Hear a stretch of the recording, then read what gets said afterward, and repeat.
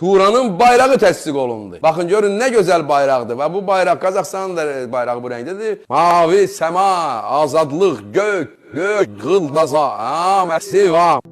Bu da bizim Qarabağ. Kardeş. Ayfo şəhidlərdən Allah rəhmət eləsin hamısına. O ermənilərdən alıb o yiğitlər. Veribdi buradakı nazirlərə mi deyək, maklerlərə mi deyək, qanı çənlərə. Zəngəzur dəhlizi açılmalıdır və açılacaqdır. Nə pul ala bilirsən, nə bir şey də bilirsən. 10 manatlıq işi 3 manata verirlər, onu da pulunu ala bilmirik. Qalmışıq yolda 2 saatdır. Pikaplar belədən belə, belədən belə gedir. Heç kim də saxlayıb götürmür. Pulumuzu da almamışıq ki, taksidat çağıraq.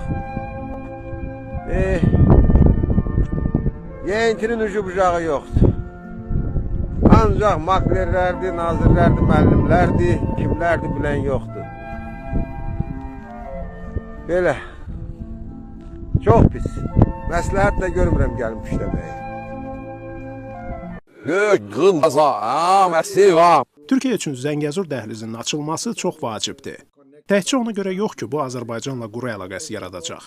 Həm də ona görə ki, bütün Orta Asiya ölkələri ilə Xəzər dənizi vasitəsilə əlaqə yaranacaq. Və bu marşrutla Türkiyə məhsulları Mərkəzi Asiyaya çatdırılacaq. Allaha and olsun, millət acından qırılır. Mən ustayam, bu da elektriklər. Mənim işim qardaş, ayda bir dəfə düşür.